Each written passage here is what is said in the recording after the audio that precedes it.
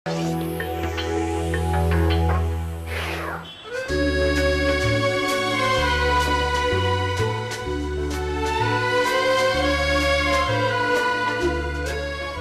გვიან თავისუფლების ინსტიტუტს შეუერთდა, თუმცა ყველაზე მნიშვნელოვანი და საპასუხისმგებლო პერიოდში.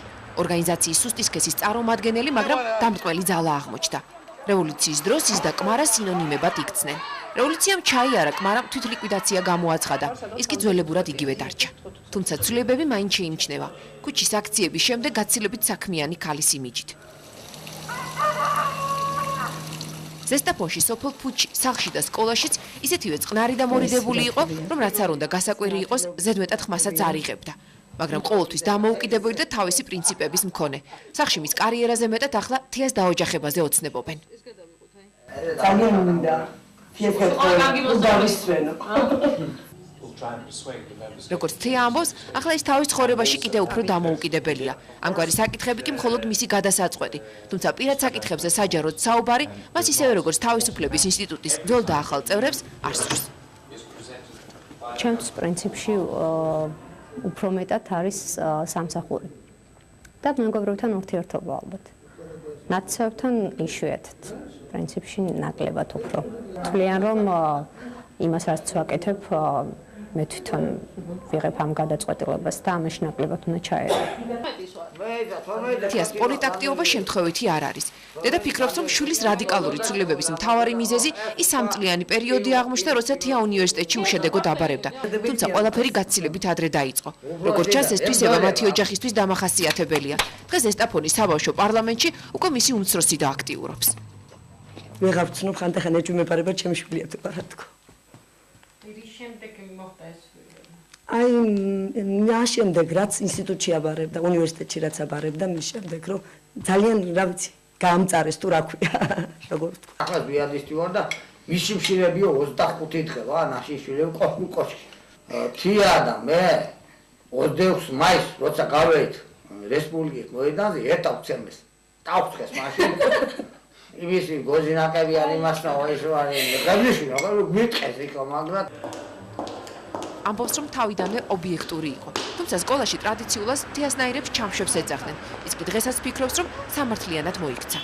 მე და ჩემი ძმა ერთ კლასში ვიყავით და ყოველს სამდენ სასწავლო არ უნდა იყოს, მე ვაბეზღებდი ხოლმე. თუ კი ჩემი კლასელები იტყოდნენ, რომ არა, არ ვიცით ვინ გააფუჭა, მაშინ მე ვამბობდი, რომ ჩემი ძმა გააფუჭა. პირველი საშუალო სკოლის 99 წლის გამოშვების მე-11 კლასზე ამბობდნენ, რომ გამორჩეულად ნიჭიერი, თუმცა უცნაურად ჩაკეტილი მოსწავლე სწავლობდა. ეს თვისება შემდგომში თვალშისაცემი იქნება. მას მომავალში რუხ კარდინალსაც დაარქმევენ და იტყვიან, რომ ქვეყანა მისი იდეები დაწერილი კანონებით ცხოვრობს. ის კი არ ჩანს. ლევანი იჯდა აქ, მე ვიჯექი პირველ მერხზე, ლევანი იჯდა მეორე მერხზე ჩემს უკან. ერთხელაც სკოლის მოსწავლე ლევან რამიშვილმა მაშინდელ მისთა საბჭოს თავმჯდომარეს პავლე გილაშვილს წერილით მიმართა, რომ ქვეყანაში ყველაფერი კარგად არ არის. მეორე კლასში კი დამოუკიდებელი საქართველოს კონსტიტუცია დაწერა და დღემდე იმ იდეების ერთგული დარჩა. და თუ როგორც ამბობენ ის მართლაც რუხი კარდინალია, ესე იგი ჩვენ რამიშვილის მიერ დაწერილი კონსტიტუციის მოწყობილ ქვეყანაში ან ცხოვრობთ, ან ვიცხოვრებთ. არ დამავიწყდება, ლევანი მოვიდა და თქვა, რომ მას დაწერილია კონსტიტუციის თავისი პროექტი.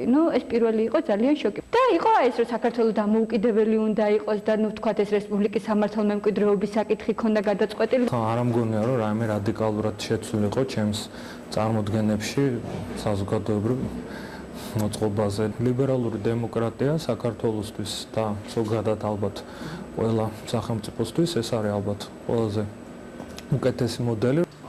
სკოლას ხშირად ასწენდა, თუმცა საუკეთესოთა შორის იყო. თავისუფლების ინსტიტუტის სახელი მისი მოგონილია.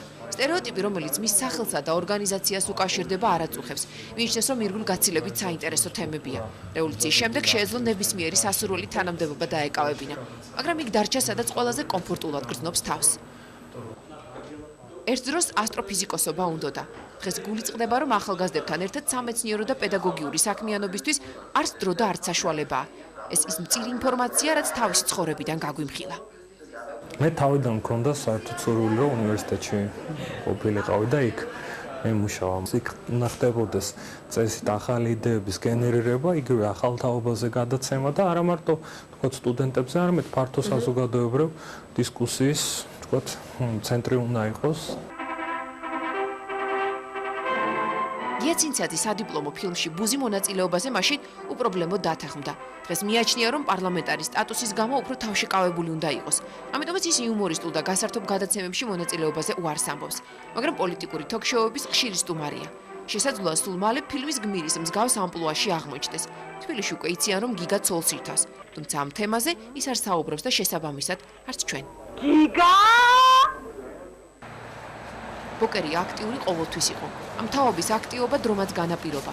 96 წელში, როცა მისი გადაცემა ტელევიზიასთან ერთად დახურეს, ქუჩაში გამოვიდა. დღეს კი უარყოფითად ხვდება, როცა პოლიტიკური გადაცემების დახურვას მის სახელს უკავშირებენ. ძალიან დიდი განსხვავება იმას შორის, თქო, შიგნით ვინო გადაწყვეტილებას მიიღებს, იმას შორის, თუ ხელისუფლება კანონით დარღვევით და თქვენ ერთში აღარ უნდა იყოთ. ეს ერევათობა ჩვენთან ძალიან ხშირად ჟურნალისტებს, რომელსაც ვინმე თავისი უფროსის გადაწყვეტილება არ მოწონს. მე მირევია ხელი ჟურნალისტების მიჩვევაში იმ საქმეში, რომ ისინი არიან ხელშეუხებელი. კიდევ ერთი თემა, რომელიც არ სიამოვნებს და თითქმის პირადულია, ეს ფეხბურთია. აქტიური გულშემატკივარი ამ თემაზე პასიური მოსაუბრია. კომენტარის გარეშე. ეს ისდება. ეს უკვე პირადულია. სპორტის კიდევ ერთი სახეობა, რომელსაც მის ცხოვრებაში დიდი ადგილი ეკავა, მაგრამ არ უყვარდა ჭადრაკია. ნანა ალექსანდრიაშვილს დედის მარცხი ყველაზე მეტად უხაროდა. ერთ-ერთი მატჩი დავიწყე ზაგრებით. და რადიოს გარეშე გამოვცე, რომ ნანა ალექსანდრია დამარცხდა და გიგამ დაში შემოგრა. რადგან გამარჯვება დედას აცილებდა მთელი იმედები მარცხზე და მარცხს დაუკავშირა. პოლიტიკოს გიგა ბოკერიას დედა მიუხედავად მზადებისა შვილის პოლიტიკაში ყოფნას მაინც მომზადებლად შეხვდა. გზადაგზა გაუთვალისწინებელი ფაქტები, ჩასაფრებული გამოთქმები და დაუმსახურებელი სიტყვები გულსატკენი აღმოჩნდა. ძნელი იყო ახალი თაობისათვის დამახასიათებელი რადიკალიზმი და სიხისტეც. დიდი ხანი წლები დაჭირდა მწვრთნიდა, ასე ვთქვათ, კიდეც გიგა რომ გამათმა არ იცის ასაკი. ჩვენ ასე არ გავიზარდეთ. უფროსის მიმართ რაღაც პატივისცემა ამაშიც გამოიხატებოდა, რაც შეიძლება სწორი არ არის. ალბათ სწორი არ არის, იმიტომ რომ ახლა იმის გამო რომ შენ ასაკოვანი ხარ, მართალი თუ არა ხარ, მე უნდა გითხრა, ხო? უკვე რამდენიმე წელია, რაც ჭონქაძეზე ნაქირავებ ბინაში ცხოვრობს. ჯერჯერობით ის ტიპიური ეგრეთ წოდებული ხალხიაკია. სხვებისგან განსხვავებით უფრო ემოციურია და მეტად განიცდის მასზე გამოთქმულ კრიტიკას. თუმცა ამბობს, რომ ამის მიზეზი მისი პირდაპირობა. გარდაუვალით რამდენი ნაწილი არის მისი თუ შენ გინდა რომ არ იტყუებოდა და იძახდა იმას, რაც ფიქრობ და იღებდა გადაწყვეტილებებს. ან იღებდა მონაწილეობას გადაწყვეტილების მიღებაში. როცა შვილებს ეთამაშებოდა და ძილის წინ ზღაპრებს უყვებოდა, შეამჩნია, რომ პერსონაჟები თანამედროვე ისტორიები კი უახლესი იყო. შემდეგ ამან ისე გაიტაცა, რომ მონაყოლი წიგნად იქცა. მოგზაურობა სიზმარეთში კონკურსში გამარჯვებული აღმოჩნდა და დაიბეჭდა კიდეც. დღეს ახალი წიგნისთვის ამბების და გმირებიც გაჩნდნენ, მაგრამ ახლა უკვე დრო დაიკარგა. სულ ამაზე გვაქვს და დავარო დაჯეხი და დაწერე კარგად წერს და სხვა შორის რაღაც მონახაზიც ჰქონდა მშვენიერი. რევოლუციის დროს, აი რევოლუციის შემდეგ და კარგი პერსონაჟებიც ყავდა და განსხვავებით დღევანდელისგან, ისაც მაშინ თავისუფლების ინსტიტუტში კეთდებოდა მოსწონდა, თუმცა ამბობს, რომ მათ შესახებ თავიდანვე უცნაური მითი შეიქმნა. თუნდაც გამიყენებია ეს მომენტი, იყო ძალიან ხშირად დაფუძნებული იყო დიდ ბლეფს. ну ეს ბლეფი რა იყო, რომ ესე იგი თითქოს ჩვენ, ლევან ერამიშვილი, გიგა ბოკერია, გივით არგამაძე და მეც დაუშვათ. ჩვენ ვართ რაღაცა ძალიან ახლოს, რაღაც ამერიკის რაღაც საიდუმლო რაღაც სპეცსამსახურებთან. ну ეს იყო ცნობილი ლეგენდა. დღეს ის ოპოზიციაშია, ძველი თანამოაზრეები კი სახელმწიფო ბანაკში. საფრანგეთის რევოლუცია რომ მოხდა, იაკობინელებმა შეცვალეს კალენდარი.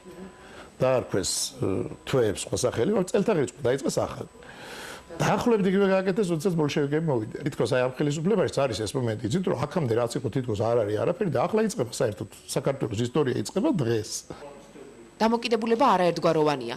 ვისთვის უფლებათა დამცველი ორგანიზაცია, ვისთვის მასონები და ვისთვის იოღოველები. თავისუფლების ინსტიტუტი მალე 10 წლის შესრულდება. ძველებიდან უმრავლესობა ხელისუფლებაშია, უმცირესობა კი ოპოზიციაში. ორგანიზაციაში, სადაც რევოლუციის ტექნოლოგიები ზედმიწევნით იციან, დღეს ახალი თაობა მოვიდა და თუ კი ჩრდილში ყოფნას არ აირჩევენ, აქედან ხელისუფლებამდე ძალიან ახლოა.